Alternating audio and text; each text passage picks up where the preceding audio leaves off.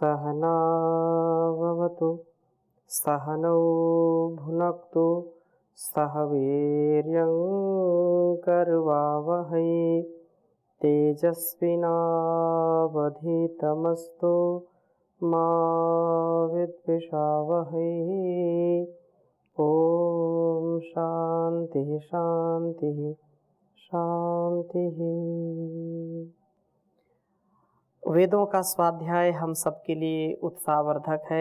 वेदों का स्वाध्याय निरंतरता से करने पर हमारा उल्लास, उमंग, हमारी पवित्रता, शुचिता, हमारी निष्ठा, हमारा कृतित्व, व्यक्तित्व, नेतृत्व अत्यंत प्रबल हो जाता है। हम इस जीवन को सुंदरता से, परिपूर्णता से, समरसता से, कृतज्ञता से, परस्परता से युक्त कर पाते हैं। जब तक हमारे जीवन में यह भाव नहीं आता है कि उस परमपिता परमेश्वर के द्वारा दिया हुआ यह जीवन हमारे लिए अत्यंत कल्याणकारी है, हम जितना अधिक से अधिक हो सकता है इन वेदों के ज्ञान का अपने जीवन में हम आधान करें। जीवन बहुत महनीय है। जीवन की जितना सम्मान करेंगे उतना ही उस भगवान से हमको शुभाशीष मिलेंगे, उसकी प्रेरणा हमको मिलेगी और हम सुपथ से एक दिव्य भव्य जीवन के लिए आगे बढ़ते जाएंगे। बहुत सुंदर चर्चा चल रही है। हम ऋग्वेद के छठे मंडल का स्वाध्याय कर रहे हैं और छठे मंडल में हमने 15वें सूक्त का स्वाध्याय किया था। आज हम 16वें सूक्त के कुछ मंत्रों का स्वाध्याय करेंगे। प्रथम मंत्र में भी बहुत सुंदर बात कही है। छोटे छोटे मंत्र हैं लेकिन इनका भाव बहुत ही गहरा है। तो पहले मंत्र में कहा, त्वमग्ने यज्ञा नाम होता विश्वेशाम हितः देवेर्भिर मानुषे जने। ये छोटे छोटे मंत्र हैं लेकिन इनका भाव अत्यंत गहरा है। सब यज्ञों के होता प्रभु हैं और दिव्य गुणों के धारण से हृदय में प्रभु की स्थापना होती है। हे परमात्मन, आप ही विश्ववेशाम यज्ञा नाम होता। जो भी संसार में यजन हो रहा है वो सब प्रभु के ही सामर्थ्य से हो रहा है। सब यज्ञों के होता है, आपकी कृपा से ही यह सब यज्ञों की पूर्ति हो रही है। आप मानुषे जने, विचार पूर्वक कर्म करने वाले, दयालु वृत्ति वाले मनुष्य में देवे भी हितः, दिव्य गुणों के द्वारा स्थापित होते हैं। जितना जितना एक मनुष्य दिव्य गुणों को अपनाता है उतना उतना प्रभु का धारण करने वाला बनता चला जाता है। सब यज्ञों के होता प्रभु हैं। दिव्य गुणों के धारण से, दिव्य भाव के धारण से हम सब दिव्यता से, भव्यता से युक्त हो जाते हैं। प्रभु का जो यजन है वो अहर्निश चलता रहता है। यदि हम वृक्षों को देखें तो उनमें एक बीज से लेकर के जब उसका अंकुरण आता है और धीरे धीरे पौधा बनता है, पौधे से एक विशाल वृक्ष का स्वरूप ले लेता है और उसमें फल फूल कली जो भी विकसित होते हैं, उसमें जो रस आता है, उसमें जो मिठास है, जो खटास है, जो चरपरापन है, जो तीखापन है, वो सब किसकी कृपा से हो रहा है? कौन कर रहा है? कोई ना कोई तो इसको करने वाला है। यदि हम देखते हैं, कहीं बाग में जाते हैं, गार्डन में जाते हैं, कितने प्रकार के पुष्प देखते हैं, कौन उनमें रंग भर रहा है? कौन रंगरेज उनके रंगों को सुव्यवस्थित कर रहा है? एक ही प्रकार से आप देखें कि कितने अनेक रंगों के गुलाब, अनेक प्रकार के कमल, अनेक प्रकार के जो है गेंदा, कितने कितने फूल हम देखते हैं, कितने प्रकार की पत्तियां देखते हैं। कौन उनकी जो है कटिंग करता है? कौन उनको डिजाइन देता है? कौन उनको अच्छी प्रकार से व्यवस्थित करता है? यह तो उस परमात्मा की ही कृपा है। हमारे अंदर भी कितना यजन चल रहा है, हृदय निरंतर धड़क रहा है और जो इसका कार्य है वह बहुत ही सफलतापूर्वक कर रहा है। जो रक्त का संचार है या रक्त का संपूर्ण शरीर में प्रवाह है, श्वसन तंत्र है, यदि हम आंतों को देखते हैं, यदि हम लीवर को, किडनी को देखते हैं, कितने प्रकार से यह कार्य कर रहा है। हम अन्न जल लेते हैं और वह अन्न जल, वह फल जो भी आहार के रूप में लेते हैं, वह रक्त बन जाता है। रक्त मांस मेद मज्जा अस्थि शुक्र वीर्य के रूप में परिवर्तित हो जाता है। ये कौन कर रहा है? कोई मनुष्य तो नहीं कर सकता है। कोई विज्ञान कितना भी जानता हो, कोई वैज्ञानिक नहीं कर सकता है। कौन कर रहा है? एक ही खेत में अनेक प्रकार के जो है पौधे लगे होते हैं, उन सब का रंग, उन सब का आकार, उन सब का प्रकार अलग अलग होता है। कौन कर रहा है? वास्तव में यही हमारे जानने के योग्य है, यही समझने के योग्य है कि वह दिव्य गुणों से युक्त परम पिता परमेश्वर का महनीय जो ज्ञान है, वह विज्ञान अत्यंत श्लाघनीय है। और आगे इसी में कहा, सनो मंद्राभिरध्वरे जिह्वाभिर्यजा महः आ देवान वक्षि यक्षि च। कहा कि हमें प्रभु ज्ञान से परिपूर्ण करे, हमें शक्ति से परिपूर्ण करे, हमें दिव्य गुणों से परिपूर्ण करे। और तीसरे मंत्र में कहा, मार्गों का उपमार्गों का ज्ञान। वेत्था ही वेदो अध्वनः पथश्चा देवांजसा अग्नि यज्ञेषु सुक्रतो। हे वेदः विधाता, सब विधानों के करने वाले प्रभु, आप ही निश्चय से अध्वनः वेत्था मार्ग का ज्ञान रखते हैं और प्रकाश में प्रभु आप ही इन उपमार्गों को अंजसा ठीक ठीक जानते हैं। सब नियमों व उपनियमों का आप ही जान देने वाले हैं।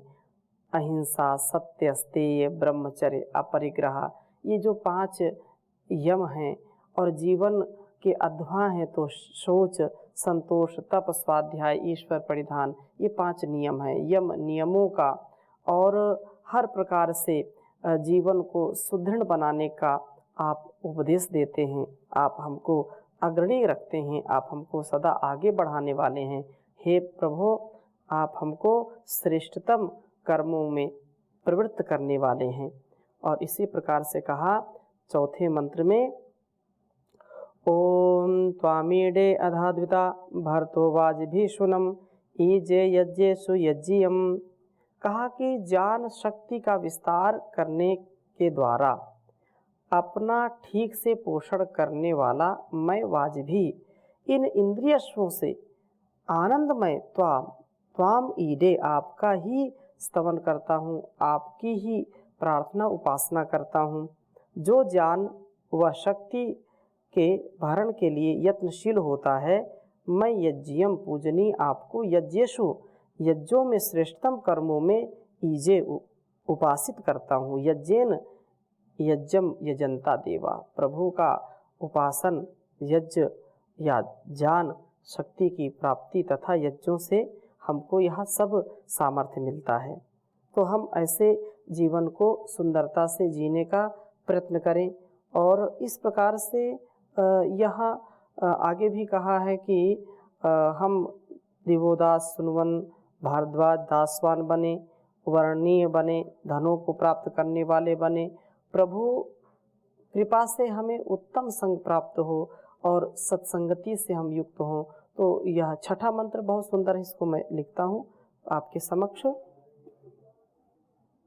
ओम त्वं दूतो अमर्त्य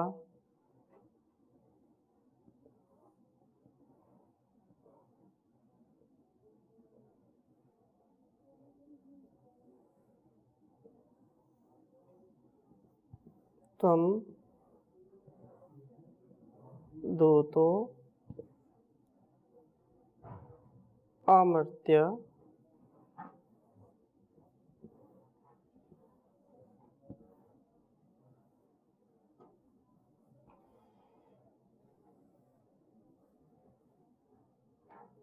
आवह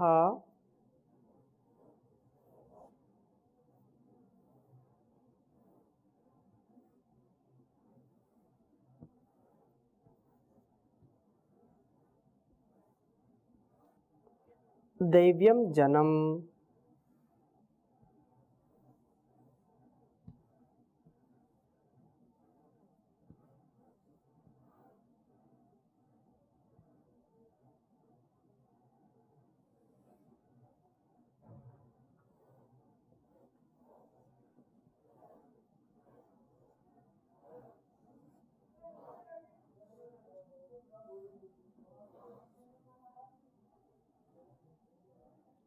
शृण्वन् विप्रस्य सुष्टुतिम्।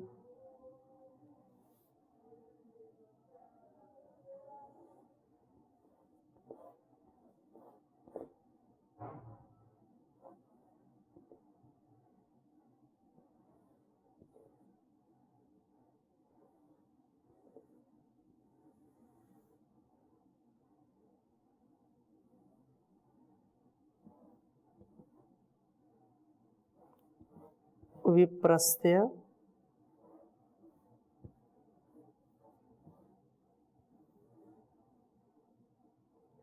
सुष्टुतिम्।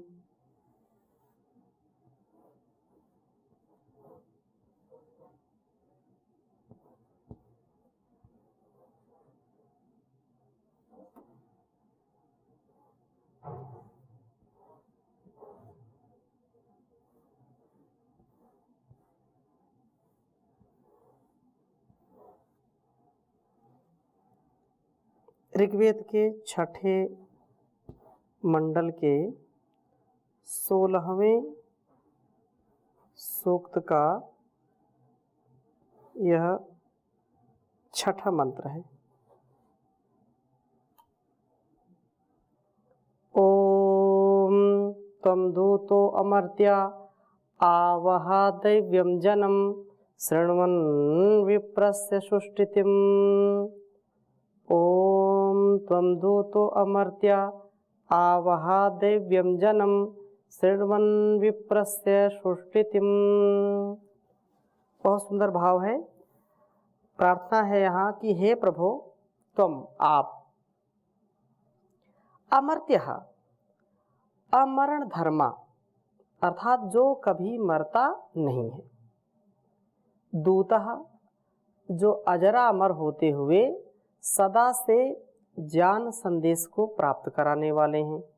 आप दैव्यम जन्म आवह, दिव्य गुणों की वृत्ति वाले लोगों को हमारे लिए प्राप्त कराइए।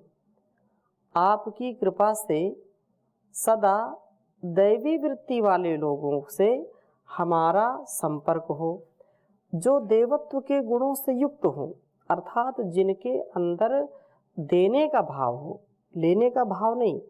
जो कुछ भी प्रकृति से मिला है, जो कुछ भी हमको अपनी संस्कृति से मिला है, जो कुछ भी हमको अपने संस्कारों से मिला है, घर परिवार और समाज से मिला है, राष्ट्र से मिला है, उसको देने की प्रवृत्ति वाले जो लोग हैं, उन दैवी वृत्ति वाले लोगों के संपर्क से हमको युक्त करिए। अर्थात हम अपने शुभ गुणों से उनका सदा मान करें, उनका सम्मान करें, और ऐसा गुणों का आधान हमारे जीवन में भी होने वाला हो। हे प्रभु, मैं आपकी कृपा से सदा विप्रस्य, अपना विशेष रूप से पूर्ण करने वाले ज्ञानी पुरुष की सुष्टुतिम, उत्तम स्तुति को, उत्तम उसकी कामना को श्रवण सुनने वाला बनूं। सत्संग करते हुए मेरे कान सदा दिव्य पुरुषों की जो है से की जाती हुई आपकी स्तुति को सुनने वाले हों। कहने का आशय यह है कि प्रभु कृपा से हमें उत्तम संग प्राप्त हो। जैसा संग वैसा रंग, संगत से ही रंगत आती है। तो प्रार्थना की है कि त्वं दूतो अमर्त्या वा वहा दैवम जन्म शृण्वन् विप्रस्य सुष्टुतिम्। हम ऐसे श्रेष्ठ लोगों की संगति में रहें। दुर्गति से बचने के लिए, प्रगति से युक्त होने के लिए सत्संगति परम आवश्यक है। सज्जना नाम संगति सत्संगति कथ्यते। तो सज्जनों की संगति क्या है? सत्संगति कहलाती है। इसलिए बहुत सुंदर बात कही है, सत्संग की गंगा में जो लोग नहाते हैं, सत्संग की गंगा में जो लोग नहाते हैं, पापी से पापी भी पावन हो जाते हैं। सत्संग की गंगा में जो लोग नहाते हैं। तो सत्संग से जीवन है, जीवन से ही हमारे इन समाधानों, इन जो व्यवधान है, इनसे समाधान की प्राप्ति हमको होती है। तो हम प्रभु का सदा उत्तमता से ध्यान करें और अच्छे लोगों का संग करें। अच्छे लोगों की संगति हमारे लिए अमृत के समान है। और कितना भी धन वैभव हो, संपत्ति हो, यदि सत्संगति नहीं हमारे जीवन में, तो वह संगति हमको दुर्गति की ओर ले जाती। कुसंग से व्यक्ति परेशान हो जाता है। लेकिन यदि वह सत्संग करता है, स्वाध्याय करता है, ईश्वर का चिंतन करता है, प्राणायाम करता है, तो यदि कुसंग में भी जाएगा तो भी उसका कुसंग कुछ भी बिगाड़ नहीं पाएगा। कहते हैं कि जे रहीम उत्तम प्रकृति का कर सकत कुसंग, चंदन विश्व व्यापत नहीं लिपटे रहत भुजंग। जो है तो चंदन की, अब देखा तो नहीं हमने कभी, लेकिन कहते हैं कि चंदन के वृक्ष में जो है सर्प लिपटे रहते हैं, भुजंग लिपटे रहते हैं, विषैले। लेकिन चंदन अपनी शीतलता को त्यागता नहीं, छोड़ता नहीं है, उनका जो है स्वभाव बदलता नहीं है। चंदन अपने शीतलता से युक्त रहता है, कितने भी भुजंग लिपटे रहें। ऐसे ही जो लोग सत्संग करते हैं, जो लोग सज्जनों की संगति में रहते हैं, वे सत्संगति से अपने शीतलता को कभी खोते नहीं हैं, अपने भाग्य को कभी रोते नहीं हैं और आनंद में रहते हैं। इसलिए हम सज्जनों की संगति करें। सज्जनों की संगति से हमारे जीवन और इस जगत का कल्याण होगा, क्योंकि सज्जनों से ही इस संसार का कल्याण होता है। जब सज्जनों की संगति होगी तो ज्ञान मिलेगा, और ज्ञान की गंगा में स्नान करना ये हम सबके लिए परम आवश्यक होता है। ज्ञान की गंगा में डुबकी लगाने से व्यक्ति बिल्कुल शुद्ध हो जाता है, पवित्र हो जाता है। इस गंगा में अब मन का मैल नहीं धोया, लेकिन बदन धोने से क्या लाभ? मन का मैल कैसे धोगा? अभिगात्राणि शुद्ध्यन्ति मनः सत्येन शुद्ध्यति, विद्या तपोभ्याम भूत आत्मा बुद्धि ज्ञानेन शुद्ध्यति। बुद्धि ज्ञान से शुद्ध होती है। इसलिए मन में खोट भरी और मुख में हरी, तेरे गंगा नहाने से क्या फायदा, मैल मन का न धोया बदन धो लिया, फिर गंगा नहाने से क्या फायदा। तो हम ज्ञान की गंगा में डुबकी लगाएं तो यह बहुत सुंदर है। जब ज्ञान की गंगा में नहाया तो मन में मैल जरा न रहा, परमात्मा को जब आत्मा ने लिया देख ज्ञान की आँखों से, प्रकाश हुआ मन में उसके, कोई उससे भेद छिपा न रहा। पुरुषार्थ ही इस दुनिया में सब कामना पूरी करता है, मन चाहा फल उसने पाया, जो आलसी बन के पड़ा न रहा। दुखदाई हैं सब शत्रु हैं, ये विषय हैं जितने दुनिया के, वही पार हुआ भव सागर से, जो जाल में इनके फंसा न रहा। यहाँ वेद विरुद्ध जब मत फैले, पाषाण की पूजा जारी हुई, जब वेद की विद्या लुप्त हुई, तो ज्ञान का पाँव जमा न रहा।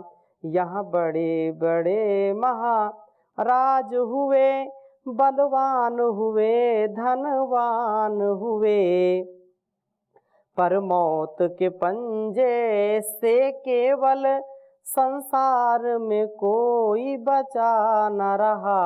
हुआ ध्यान में ईश्वर के जो मगन, उसे कोई क्लेश लगा न रहा। जब ज्ञान की गंगा में नहाया तो मन में मैल जरा न रहा।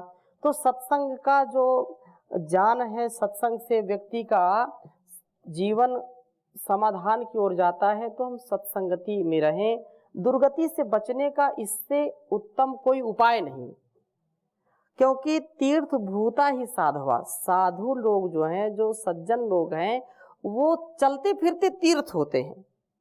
अभी इंजेक्शन देने से हो सकता है थोड़ी देर में लाभ मिले, लेकिन जब हम ज्ञान की बातें करते, सत्संग की बातें करते हैं, तो सत्संग की टॉनिक बिल्कुल तुरंत लाभ करती है। तुरंत ये इंजेक्शन तुरंत गया और तुरंत इसका प्रभाव हो जाता है।